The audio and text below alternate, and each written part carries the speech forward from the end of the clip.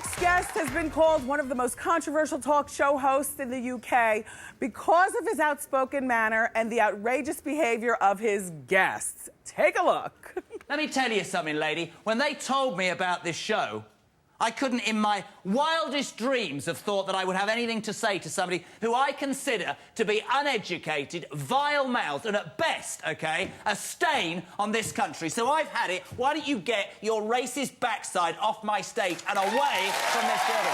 Get lost. I'm sorry. I'm sorry. And I'm sorry as well, but you know what? That's sick. And I've spent 20 minutes trying to understand why anybody would be that vile. After 5 years, the #1 daytime show in Britain is now bringing the version of the controversial show to our TV here in the U.S. Please welcome talk show host Jeremy Kyle.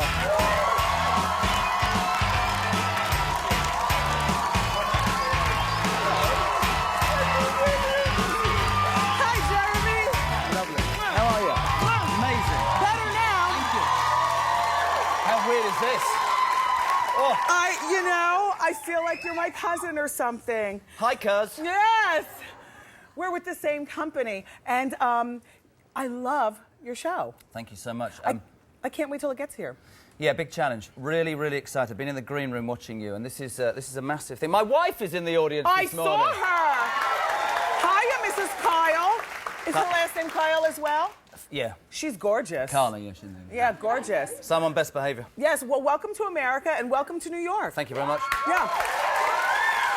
And how you doing? That's the catchphrase here on The Wendy Show. Do you have a catchphrase for the Jeremy Kyle Show? Get off my stage. Oh, sounds like my kind of show. No. So is everyone like that on your show, the clip that we just saw? No, you know, it's quite interesting. We've been in Miami talking about launching the show, and people came to talk to us, and I think they perceived it to be like Jerry Springer English style, and it's not.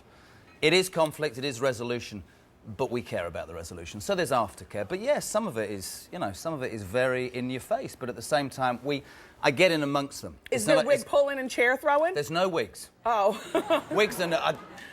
Wigs are... No, I'm talking about the people. Yeah, no, not really. No, the thing about it is we try and make it about the people who are on. We try and make it about the content. And some of the shows are feisty, some are sad, some are emotional, but it's a journey. And the audience, you know, they live that journey, and it's three stories in a show. And I've always said about these people, they're good enough to come on, I strip them down. But when we strip them down, we put them back together again properly. And that's nice. The most important thing. That's what we do. That's what we try and do.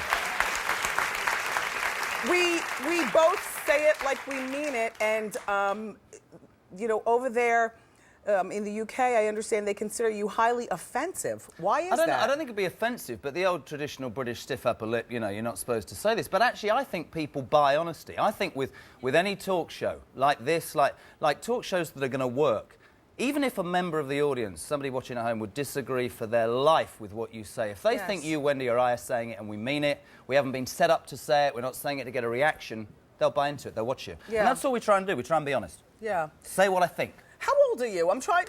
84. Well, you know, I was just trying to figure it out. Go on then, have a guess.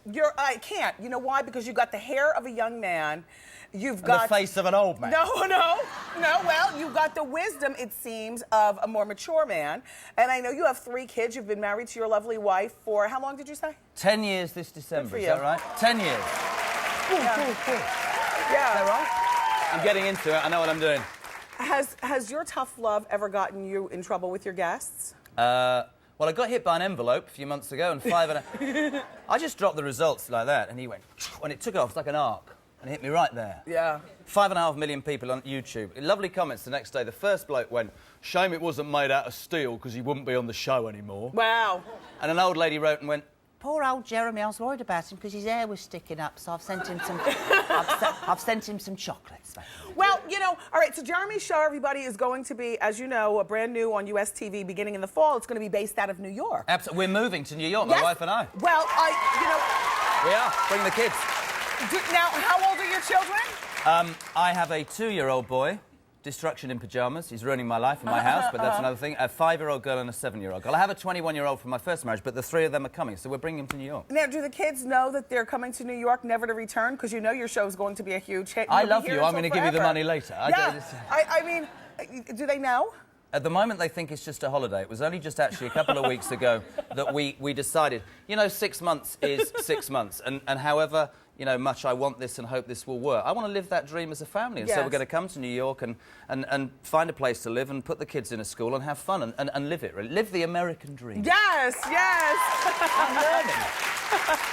Well, have you started learning your American catchphrases? Because I'm sure they'll be getting used on your show. Okay. Now, I've prepared, because I okay. want to know some translations of English catchphrases, too. For instance, you need to know what a hot mess is, because based on your show, that... No, you can't say that in England. You can't? Hot mess? Yes. Carla, can you say hot mess in England?